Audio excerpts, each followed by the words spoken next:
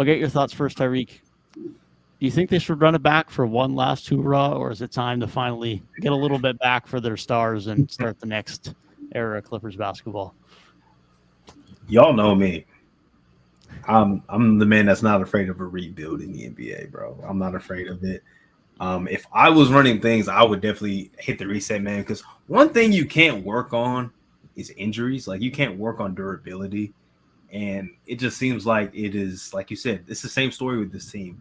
Year after, like outside of the bubble, it's been an injury after injury after injury, and it's just like, at what point is enough enough? And you just kind of gotta, take your losses and see what you can get back in return because you traded so many draft picks for Paul George. You traded away Shai Gilgeous-Alexander, who's looking like should be an All NBA, at least second teamer at worst this season. It's unfortunate. I don't know what would be out there. You could probably get something for Paul George still. Kawhi, like you can definitely get value if you wanted to move off of those guys, or even if you just wanted to stick with one and maybe you run it back next year. But this iteration of the Clippers just has not worked, man. I mean, they made one conference finals, but it was after a Kawhi injury. The bubble was a failure. Last season missed the playoffs. Kawhi missed the entire year. And then this season, Kawhi is playing Kawhi Leonard level basketball in the postseason, and he gets hurt. And Paul George is hurt, pretty much the whole back half of the season. So it's tough. I would probably lean towards a rebuild or a retool, which would probably include trading one of those guys at least. And I'm assuming the first one to be traded would probably be Paul George, maybe, because I don't know. If I'm still trying to be somewhat competitive, I would rather have Kawhi there. But it's some tough decisions to make. I feel like they're going to have the thought, though, of let's just give it one more year. Maybe we can hit the perfect storm. Kawhi will be healthy enough. Paul George will be healthy enough. And we got a full year of maybe, Westbrook, we bring him back and we can try this for one season. I think that's what they're going to do, but they should do the opposite and at least test a retool or a rebuild. The floor is yours, Gabe. This is your team. This is your team, brother. It's your team. The Flippers are finished, bro. They're so finished. Like, the red flags were there from the get-go. Paul George was having issues with his shoulder at the end of Oklahoma City. Kawhi Leonard missed like an entire season with the Spurs, and then load managed the entire time with Toronto. He had a great playoff run, and Paul George had one of the best seasons of his career that year. But the red flags were definitely there, and it's never panned out. It's never panned out. The only time they were pretty much healthy was the bubble, and as a lot of people like to say about the Lakers, but it applies to the Clippers too, is like the only time they were really healthy forever was like when they had 6 months off right in the middle of the season. And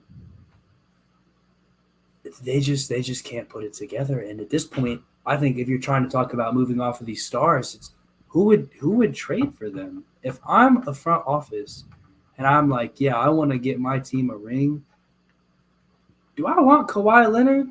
He's not going to play. He's not going to make you better in the regular season because for as many games as he might improve you by, he's missing like probably 30 games. So the people that you traded for him, they have like 30 extra games of production. So all in all, like how much better are you actually getting during the regular season? And then in the playoffs, it's like he's probably not going to be there the whole time because he just doesn't have the ability to stay healthy. And we never want to predict injuries, but you can just safely predict using logic that when somebody is just consistently out year after year after year after year, there's a reliability issue. And if I'm any general manager, I can't trade for that. And it's almost the same thing with Paul George at this point, although to a bit less of a degree, but there's still just so much injury there. And when you really just put that all together, I don't know if they're really in a position where they should trade them because they already have like no picks. And so if you have no picks, what do you really get out of being bad?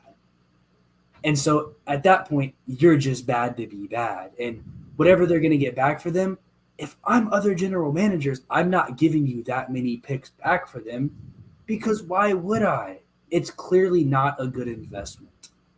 And so I just think their only option at this point, and this is what happens when you buy in and you trade like a gazillion picks to get some stars and try to win titles, and it doesn't work out. When it fails, they're going to leave, and then you're just going to be bad for a while, and you have to deal with that. I think what they're going to do, they're going to run it back one more time because I think they have a good amount of pieces. Norman Powell played well in the playoffs. Terrence Mann had some solid moments. Eric Gordon, I don't think he'll be back, but he had like a good game or two. And, they have guys. Hopefully Marcus Morris is nowhere near rotation in next year's playoffs. But there's some guys on the roster that can do well. And if there's anything this team's done, it's just continue to acquire depth. However, at the end of the day, no matter who they have, this team will end up injured in April, and they're just not going to make it because the Clippers franchise is forever cursed. Lob City ended the same way.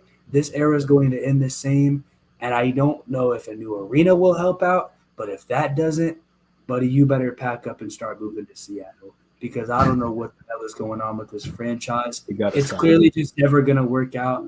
It's been over 50 years, and they just continue to have failure after failure after failure after failure. And basically next year they're on their last legs because I can promise you there's about a 5% chance max that either star gets traded, and when next year inevitably rolls around and they fail again after being mediocre in the regular season due to load management, it's over. And after that, first of all, this is going to be my last point too. After that, and this is how I'm going to hand it off to you, if you're like looking around the league, after next year, who's even offering Kawhi and Paul George a contract? If you see that like a long-term deal, like the deal they want, what teams do you think would be a viable player for them after seeing how this Clippers team has unfolded the past like 4 years? Portland. Houston. The Wizards. There's teams that will do it. I promise there's teams that will do it for sure. 1,000%. Sorry, you guys knew that. You guys should have known the tangent was coming. Pat Riley probably would. And we got to stop Gabe. I was thinking like earlier this week or over the weekend. Haven't heard Gabe bring up Seattle in a long time. He just did it, but you got to remember it's not gonna be relocation. It's expansion, bro. He's not doing either. Adam Silver, didn't they just like do a new CBA? Bro, they just got a new arena. Why would they pack up and move to Seattle? No, I'm talking about the whole NBA. Didn't they just do a new CBA? Like, yes. Expand the league. Like every other league is expanding, and there's so much talent. They will. It's probably not for another 2 to 3 years, but they will. Plus, they're not. The Clippers they're opening up a new arena in like in a year. I think 2024. So. They're a poverty franchise, bro. The Lakers run LA. Yeah, they definitely do, and this era has not helped. But let me preface it by saying I think they're going to completely run it back. I think they're going to bring back Russ on a mid-level exception, and they're just going to run it back as is because when healthy, this team has been good enough, and they've proven that they can be a borderline contender. And this front office has committed way too much to give up on that, even if it seems unlikely, even if there's only 1 year left. They're going to recommit. Do I think they should? Definitely not. There's no shot they should be, especially when you consider the fact that we haven't brought up the fact that Kawhi is not back until probably at the earliest the new year next year because his injury is a 3 to 6 month recovery, and we know Kawhi is always on the later end of those recovery times because he's just had so much wear and tear. It takes longer to recover. That's just the nature of Kawhi. That's just what you're getting. As great of a talent as he is on the basketball floor and as unlucky as some of his injuries have been, the reality is he is going to take a while to recover. So you're probably without him for best case scenario a half of the season next year. That doesn't even account for the load management when he gets back, the minutes restriction he'll be on, and whatever time Paul George misses. This team will just be happy to be in the postseason next year and just hope to get in. That's the type of situation they're dealing with.